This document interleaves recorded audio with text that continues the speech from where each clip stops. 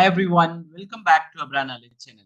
Today we are going to learn 10 statistic formulae using simple data set. This is my data set. Let me introduce my data set which I have in column A. So it is the cycle time in minutes, 8, 8 minutes, 4 minutes like this we have. So the last data we have is 9 minutes.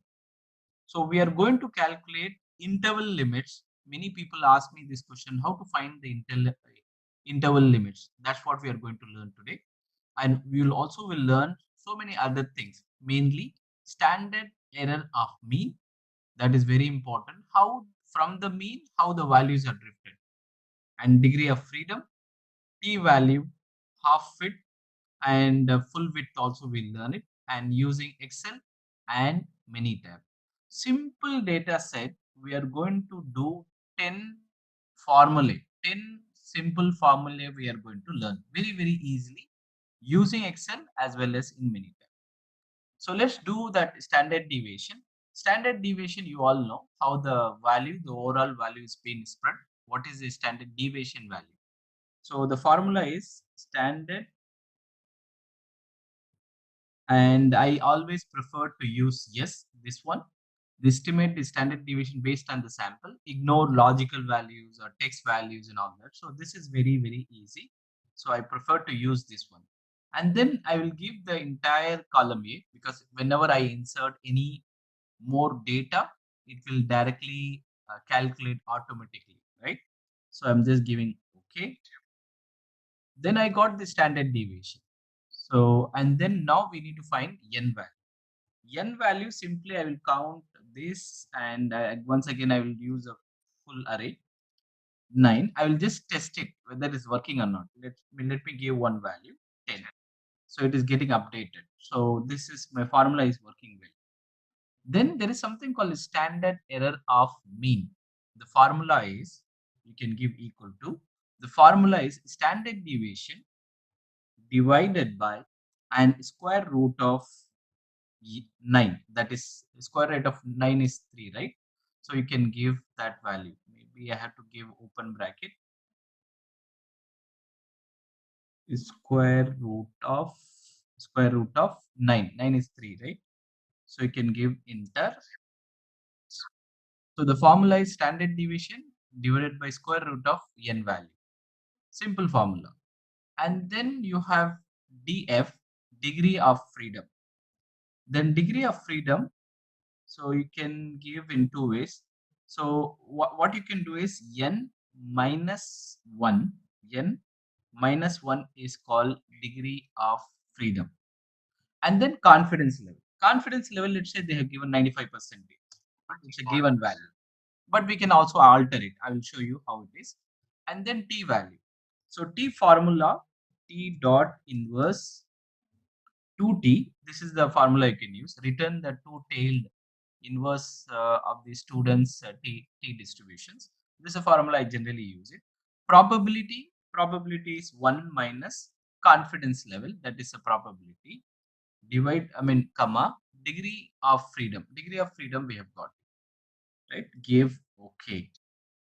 So t value we have got. Now mean value. Mean is nothing but average, right? So again, I am taking the mean of this, giving enter. So this is the mean value I have got. So half width. Half width is nothing but, so you need to calculate the half width. Half width is nothing but standard error of mean into t value. So this is the half width value we have got. Now we need to find out interval lower limit and upper limit. Lower limit and upper limit, how we should do is very simple. Mean minus half width. So this is the value. That means that lower limit will have 5 minutes 1, and then we can put it upper limit.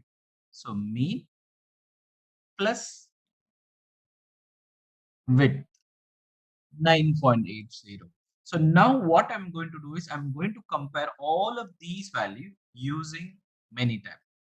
So I'm opening up the Minitab. So this is the version 17 version I have, old version. And what I will do, I will just copy paste this one, and then the whole data set I will copy paste. And then we can go to statistic, basic statistic, store descriptive statistic. Have a go and enter it. And then I'm giving cycle time in minutes.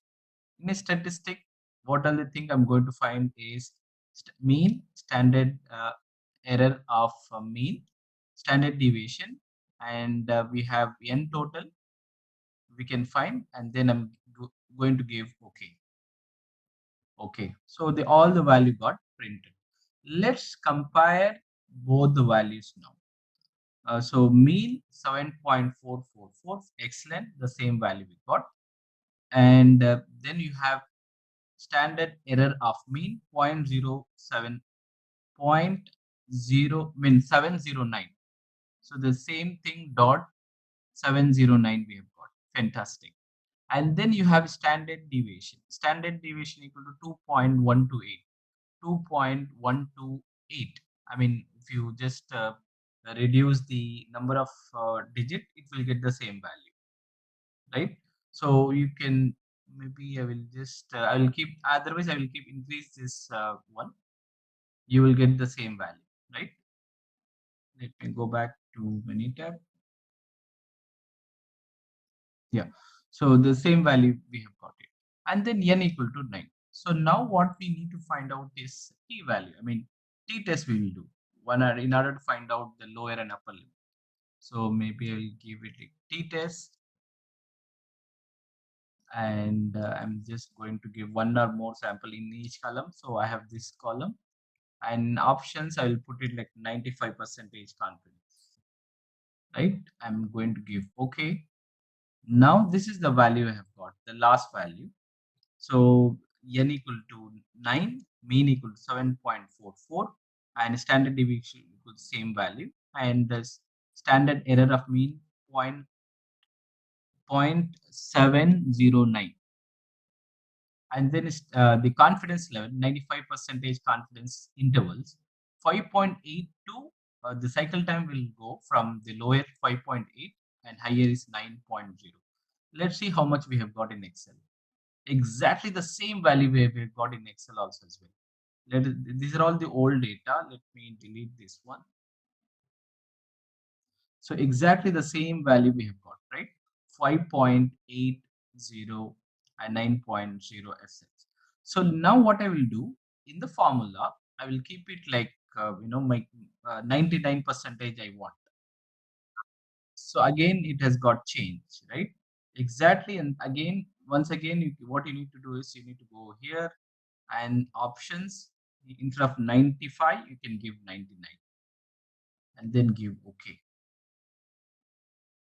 And again, this has been updated. So using 99 percentage confidence interval, 5.065 and 9.8, exactly the same value we have got here, right? So this calculator, if you would like to have this Excel, I can also give in email. You may comment it. I can give this one. And any data, for example, let's say I have another few set of data. Let me add a few more data like 10. So now I have got this data, right? So let me see that automatically all the value got updated. It became like 6 days to 10 days interval. Now what I will do, I will run the same thing, copy paste these three appended data into Minitab, and then what I will give, I'll do once again, I will delete all these values, go to statistic, basic statistic, store descriptive statistic, and this is the, no, this is the wrong data set. Maybe I will copy once again, I will copy paste the whole data set.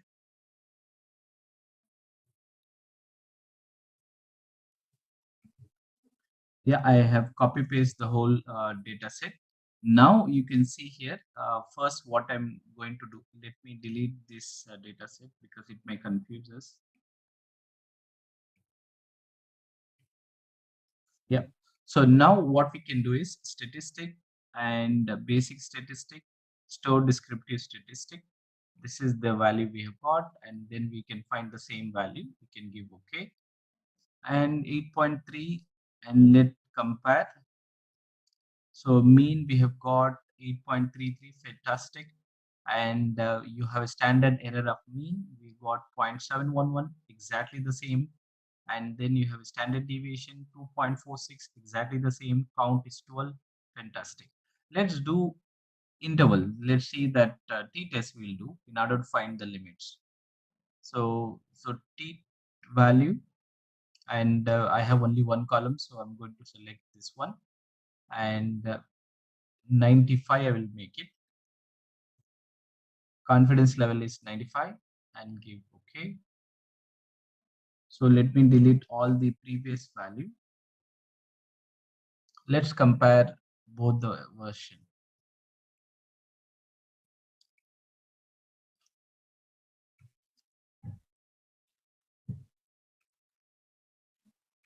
Okay, in this one we have got 6.1 and 10.5. Let's see here. 6.1. So let us see one more time. Control E, and here I have given 95. I think in the Excel we had 99, so I'm changing to 95. Exactly the same value we have got. Using 95, if it is 95, 6.7, 9.8. Let me change to 99.